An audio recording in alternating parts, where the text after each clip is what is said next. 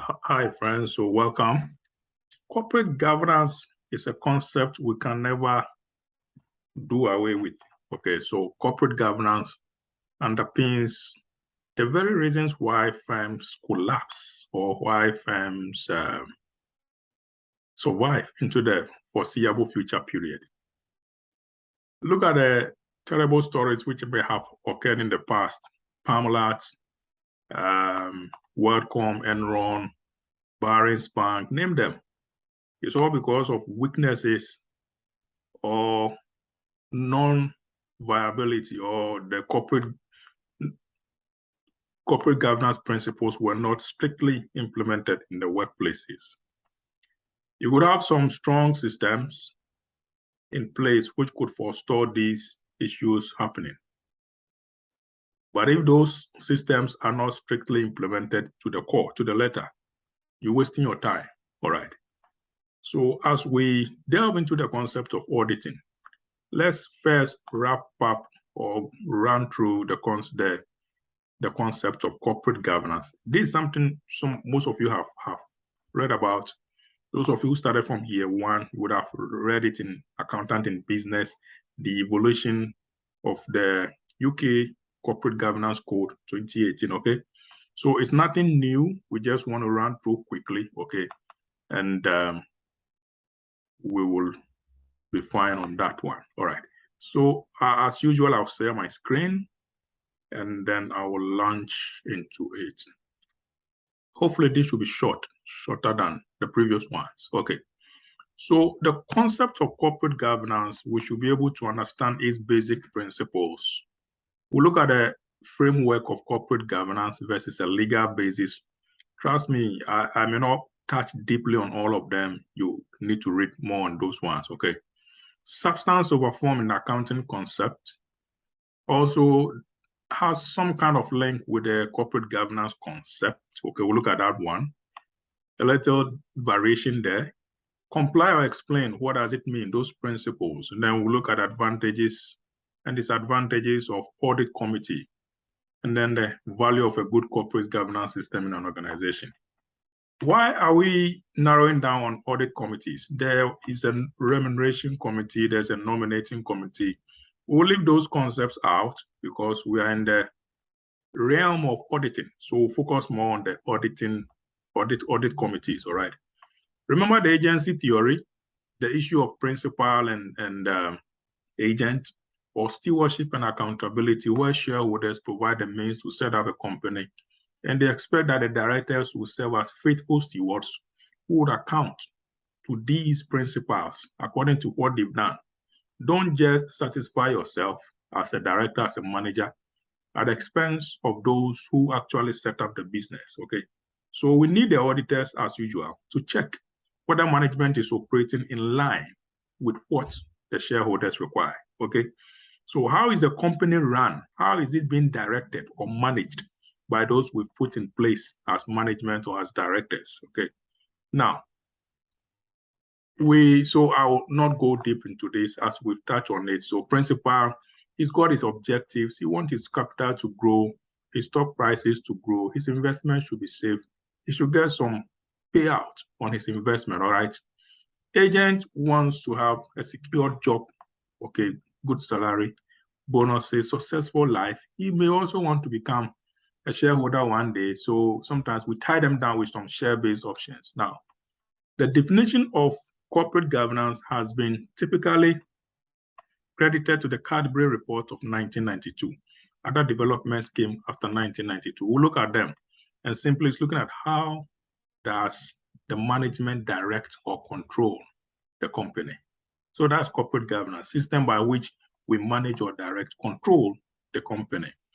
If you look at Parkinson J.E., his book on corporate power and responsibility, he defined corporate governance as the process of supervision and control intended to ensure that the company's management act in accordance with the interests of the shareholders or the capital providers. So the concept or theory of agency comes in here. Okay, the agency theory comes in here. There are basically 4 principles underlying corporate governance. Don't be surprised, friends, that one day these principles could increase, okay? Because as we evolve, as the system keeps changing, we want to also update the existing principles and standards and codes to reflect the changing needs of the society. So one has to do with accountability. It requires that there should be a board who will take responsibility for any actions undertaken by the company, and who will have the obligation to report these outcomes to the shareholders, okay, or to the public or to other stakeholders. It also requires openness, transparency in every activity of the company, and willingness to communicate these issues to the stakeholders.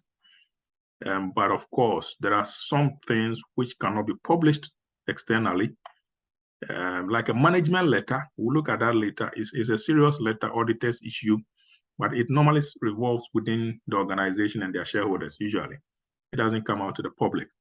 Then we have probity, which looks at compliance. It goes beyond compliance with laws and regulations, but it also incorporates ideals of honesty, truthfulness, and ethical behavior in compliance with any form of moral code.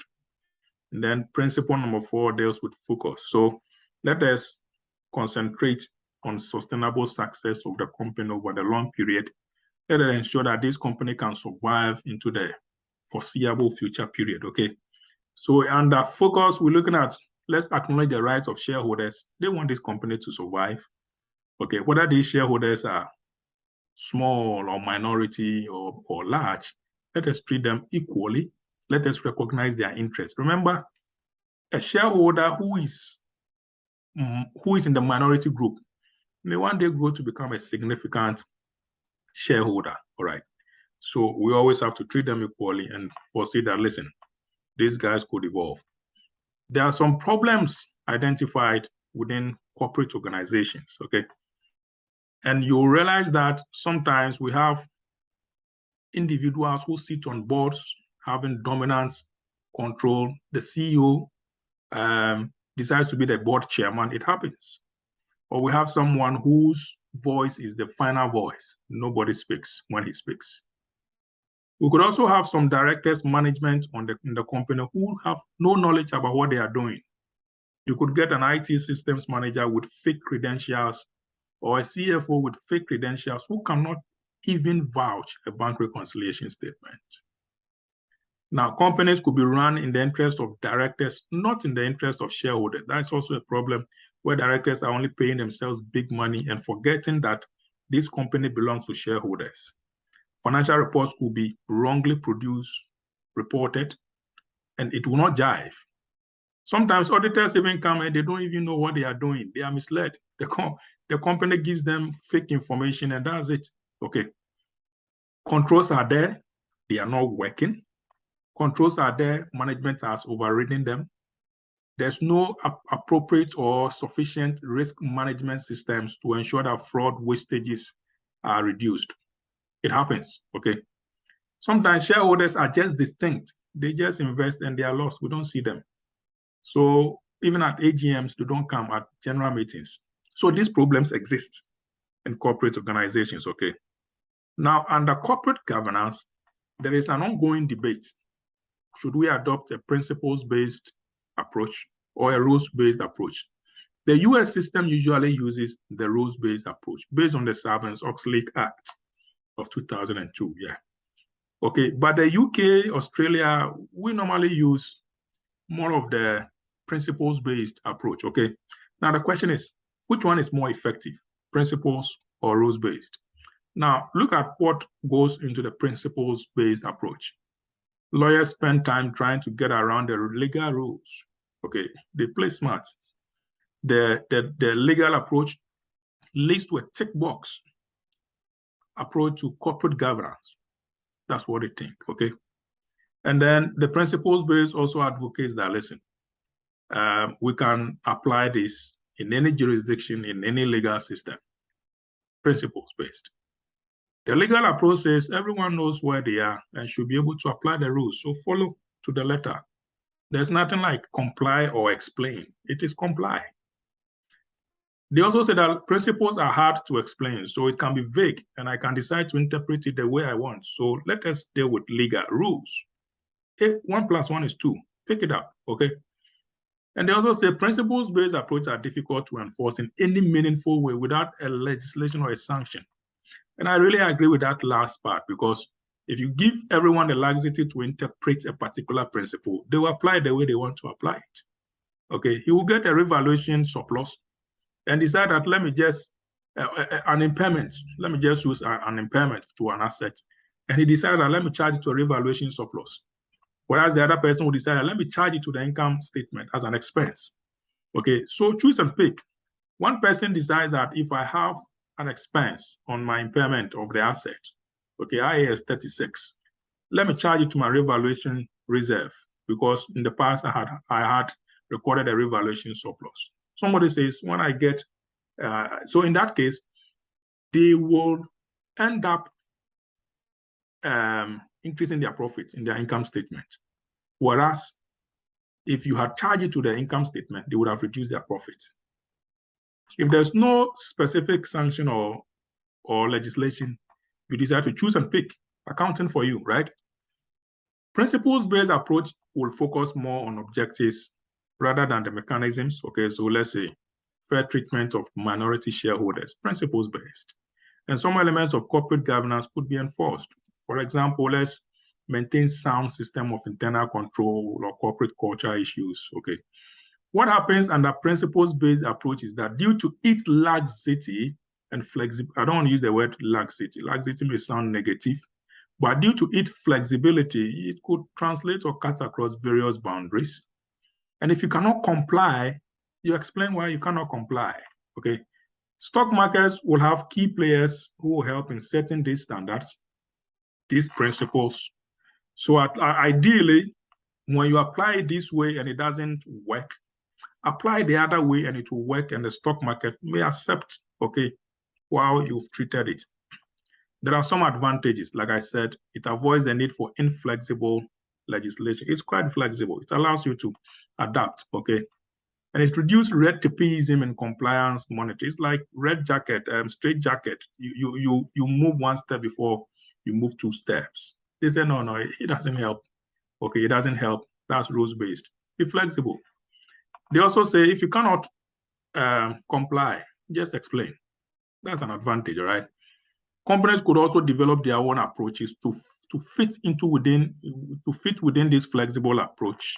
And the emphasis is more on investors making up mind about probity of a company. The emphasis is more of probity, okay, honesty, truthfulness, going beyond just the compliance of laws and regulations or legislations, okay, go beyond that one. So if you look at the Hampel report, we'll come to this one, the evolution. 1998, they strongly were in favor of a principles-based approach, and they were against the rules-based box-ticking approach, okay. Rules-based is, I have added 1 + 1, it gave me 2, I take it, okay. It's like a point-based system. There's some criticism to the principles-based, okay.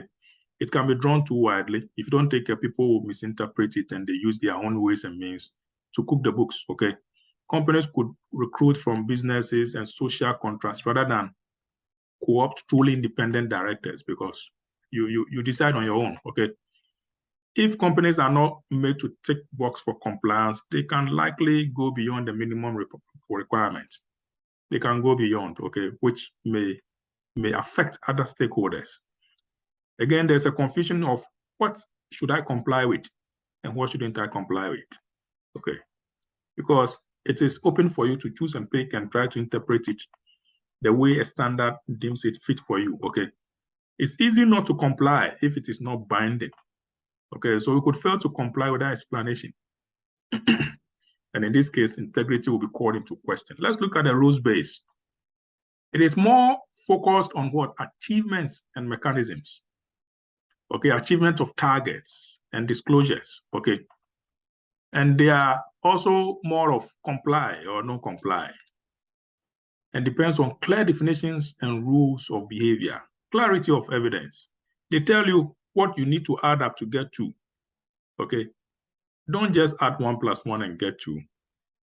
Add 2 + 0 and you get 2, okay? And again, if you are not careful and you get only 2 + 0 to add to get 2, and in your situation, it was a 1 + 1, you find it difficult to enforce this because it means you need some interpretation of what the two means, okay? There's also the tendency to obey the letter of the law, not the spirit, not the inherent import of the law, but just comply on facial value. Okay, on facial value, just comply, but don't really trust what it is going to do to you. Now, so like I said, the definition you realize was more credited to the Cadbury report, say Adrian Cadbury. He was commissioned to come up with some good proposals which would help firms to run their businesses in the right way. Now, their terms of engagement typically was to ensure that the committee, Cadbury committee, came up, their terms of engagement was actually to reinforce responsibilities of executive directors, strengthen the role of the NEDs, non-executive directors, make a case for audit committees to be set up, and then also restate the principal responsibilities of auditors. What do they really need to do? Okay. And also try to reinforce the links between shareholders, boards, and auditors. These three guys, the relationship between them.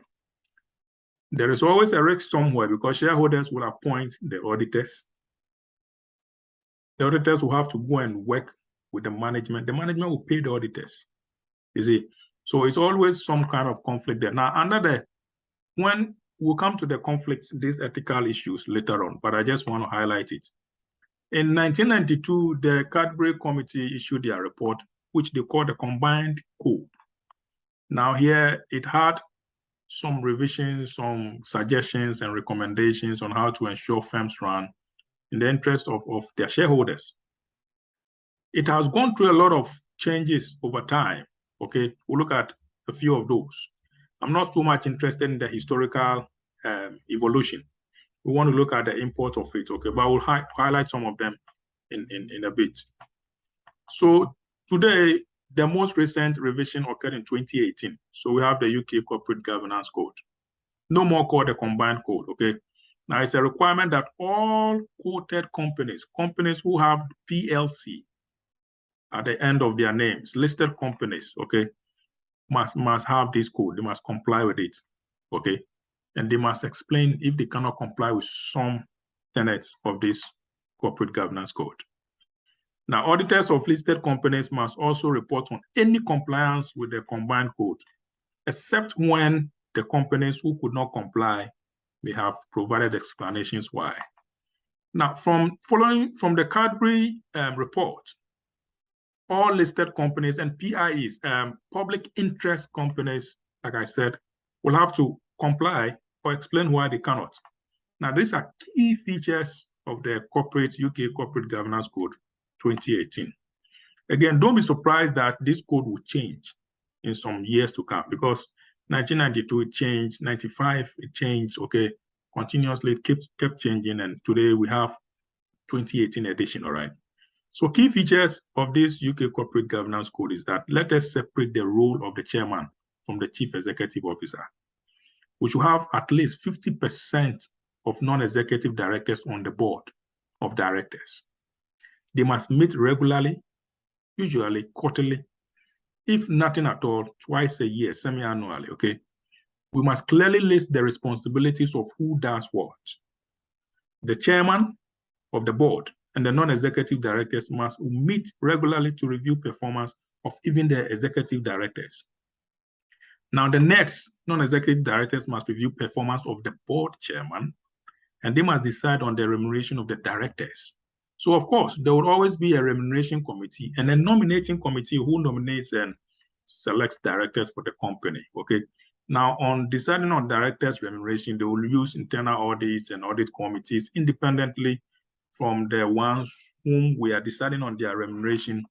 Look at shareholder relations, okay? Look at institutional investor relations, okay? Directors have key responsibilities to play. We must highlight their functions clearly. Now, there are some points we want to highlight so far as directors of the company are concerned. Clearly, let us specify the procedure through which we appoint them. So that's why we have the nominations committee. Some will call it appointment committee. Comes to the same thing. Now, all board members must get information in a timely manner. If there's a meeting ahead of time, they should get this ahead of time, way in an efficient manner, communicate to them. They must update their skills, okay? Keep them up to date. We shouldn't make them dummies, okay, where they are stuck to the old ways of doing things. They must be abreast with the new trends. They should review their own performance on a regular basis, and they must be re-elected once every 3 years. And if possible, bring in new directors on board, okay? Their remuneration should be based on performance and should be so much incentivized to the extent that it will boost their performance, okay? It will induce their performance or boost their performance overall. So pay them commensurate to their skills, to their performance. When reporting, we are required to state clearly as auditors whether the company has complied with the code or not. If not, if they have provided explanation, auditors must always indicate same in their reports. So the roles of auditors are expanding. Gone were the days where we will be asked to only report on the financial statement. Now that we are going beyond and advancing into other scopes of work.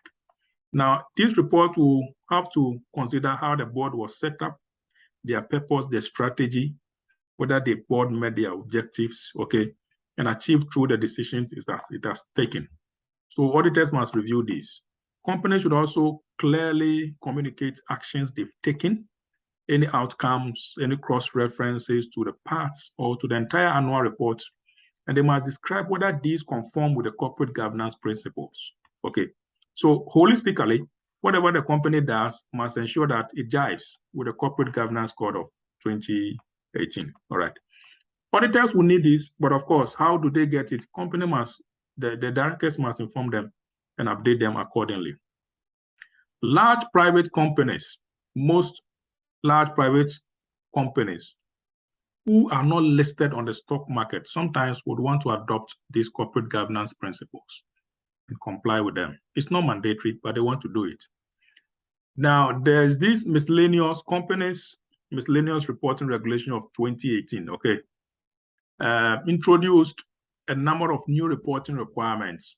Now, they said the UK incorporated companies will either more than 2,000 employees will have to comply with the code, or if they have a turnover of more than 200 million and a balance sheet of more than 2 billion pounds, they have to comply and adopt the code, okay? And they must disclose in their director's report their corporate governance arrangements. That's what has happened now. So if you are a private company, you actually not listed, but you have more than 2,000 employees, turnover, your sales, your revenue, more than 200 million pounds, balance sheet, next balance sheet, assets, net balance sheet value is 2 billion, you must disclose it. Once again, you must comply. If you cannot comply with all, explain why you cannot comply with all. Why can't you have an audit committee? Why can't you get a nominating committee or a remuneration committee? This is the evolution. After the Cadbury report of 1992, there was the Greenberry's report of 1995. All that they did was to clearly bring into consideration directors' pay. Today, pick any audited account, even of non-performing or of non-profit making companies. Pick BBC. Realize that their directors' remuneration is clearly stated. Pick HSBC.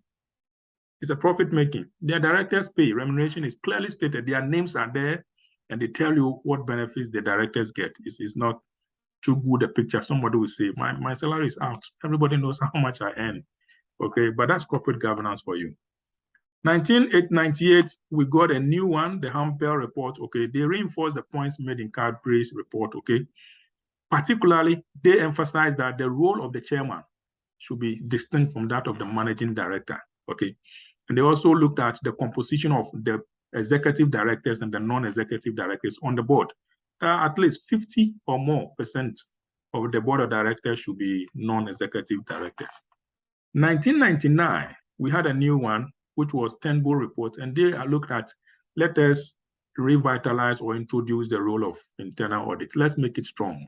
It used to exist, but not strong. Let's make it more robust. 2003, we got a Higgs committee. their report looked at reinforcing the role of the NEDs. Okay, so that's evolved over time. Now, we got Ruwait's principles, and this was developed by a body called the Coalition Group, chaired by James Waits, under the auspices of the Financial Reporting Council. They intended to be flexible and high level.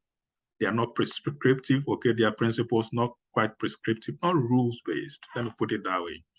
Now, they said rather than the comply explain approach in the code, they are saying apply and explain approach should be taken. Okay, comply or explain, you have a choice. Yeah, they said apply and explain. It is now gearing towards the rules. It's not really at the rules-based, but it's getting there, okay? Now, companies who adopt the Waits principle will be expected to report on their governance principles, processes against each principle. And that is a kind of responsibility we are placing on these directors and management.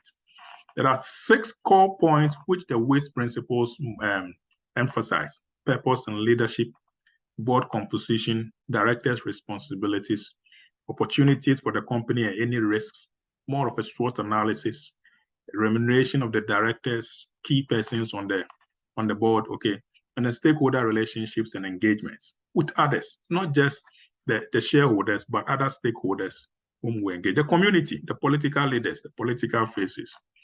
NEDs play a key role in every corporate governance system.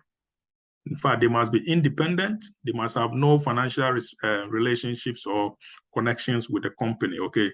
Not even their granddaughters or any family relation should have connection with the company. Hicks' report says that these non-executive directors, they will contribute towards developing the strategy, okay? They will also scrutinize the performance of the company, the directors, in line with agreed goals and targets. And they must also satisfy themselves that the financial information provided to the external auditors or to any stakeholders are accurate, financial controls and risk are robust, internal control systems are strong enough to detect weaknesses, okay? So they must be clever and intelligent, and they must understand how the business operates. They must at least have somebody sitting on these NEDs or being a NED who has some financial know-how, technical know-how. So some of you will become NEDs. Some of you may already be NEDs on some committees, okay? Again, they decide on the remuneration of the executive directors so that they will ensure that there's some clear-cut distinction. Don't allow the directors to decide their own pay. What will happen? But there's always some conflict of interest. You know, NEDs get allowances.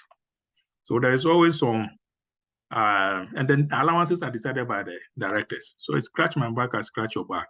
Let's give the directors some good pay. They also give us some good allowances, certain allowances.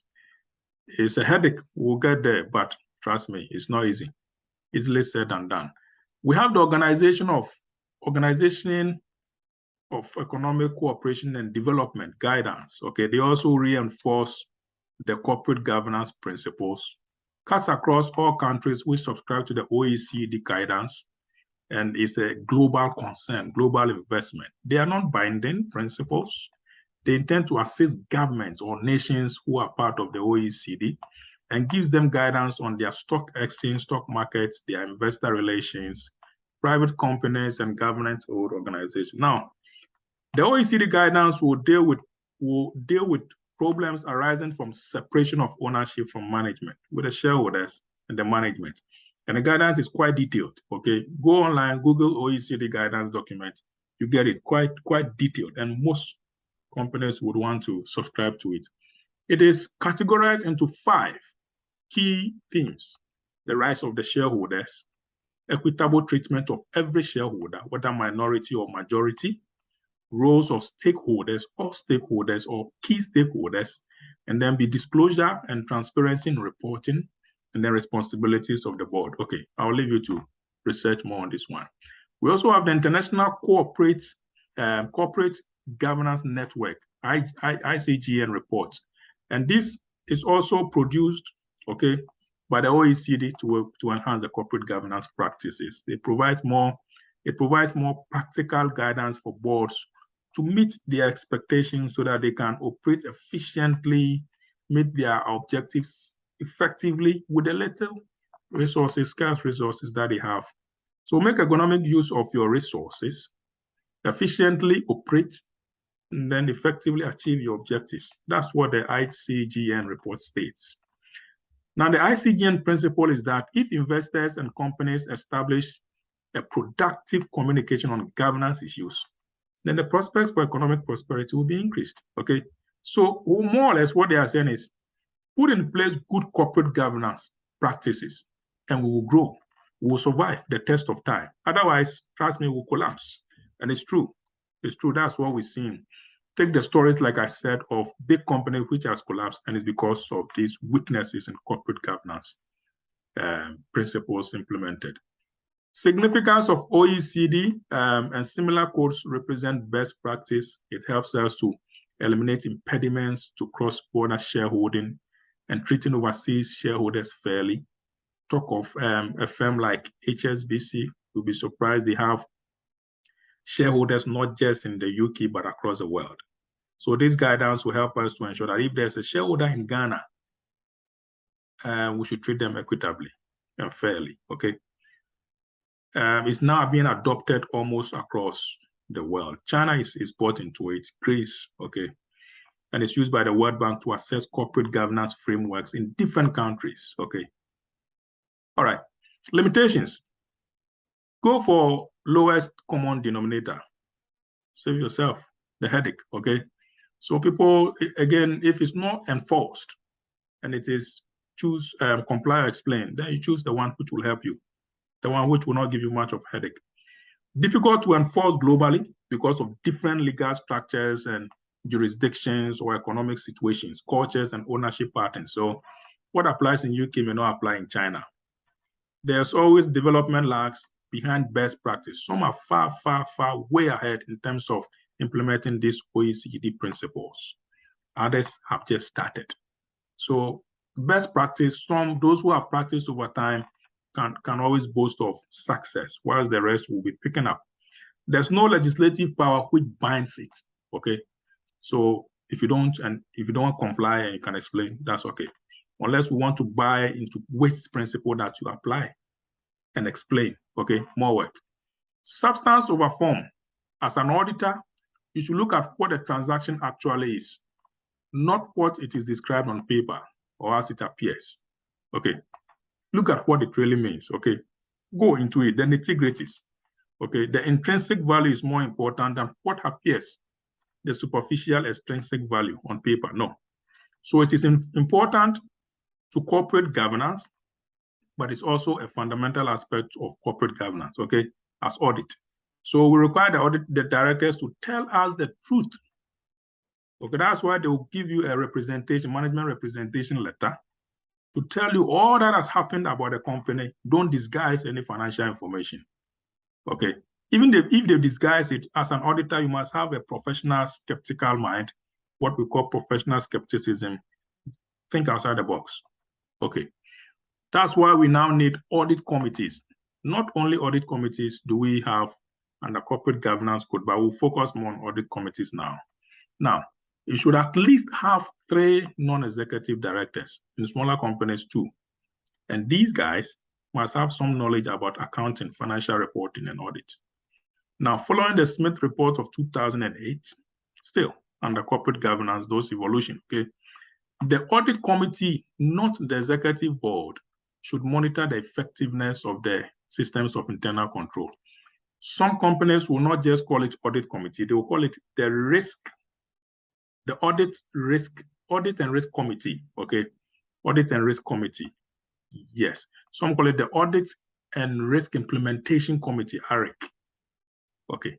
So they must monitor the systems of internal control, and their role, ensure that the financial statement produced are of a high integrity, review the internal controls, how effective are audit procedures, monitor appointments and removal of external auditors. They don't audit, they don't appoint them, but they monitor their performance and how independent they are, and also try to develop some non-audit service policies and encourage whistleblowing and confidential reporting. That's what they do.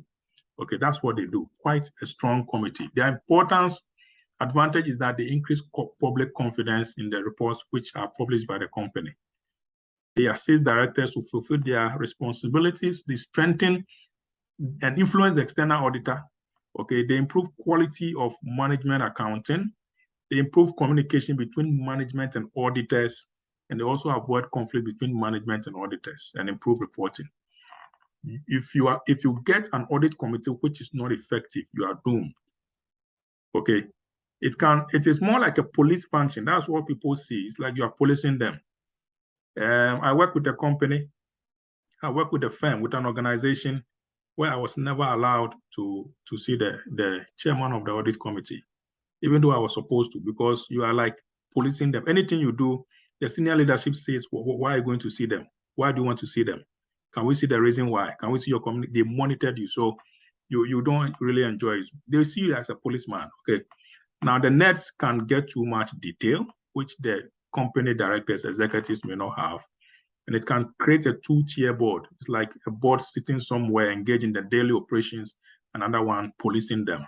There's a danger of non-executives interfering in executive functions. Okay, so if you don't take care, these guys will run the show whilst we sit behind. Let's wrap up with the SOX Act requirement, which is normally predominant in the US. Okay, they also ensure that, yes, our financial statements is true, fair, accurate, and fairness. Okay, now disclosure of off-balance sheet, they want you to disclose any off-balance sheet transactions, quite stringent. Okay, I think I have the SOX Act here. Yes, I can see it right up there on my bookshelf. Yeah, now material changes disclosed on a rapid and recurrent on current basis should be disclosed. So write down of assets, loss of major contracts, even contingencies, you have to disclose them fully. Okay. Internal control report will acknowledge management responsibility. They must describe the framework they are using to report and assess the effectiveness of the internal control systems. Okay, all must be reported under the SOX.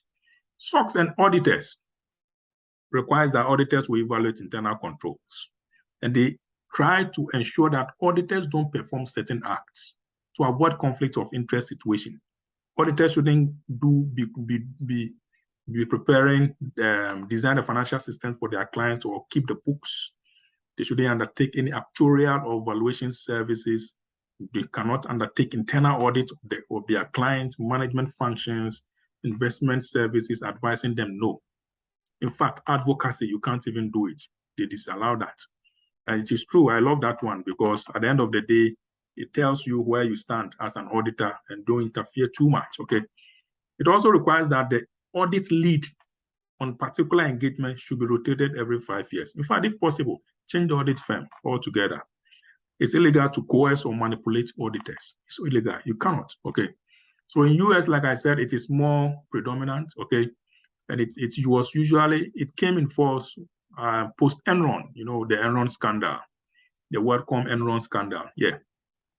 Now, it enforces a sound system of internal control, like I said, documentation of financial processes and risk management, and it ensures that there's evidence of the control environment by management, okay, auditors and audit committees. So that is what it enforces. Quite lovely. I love SOX to some extent.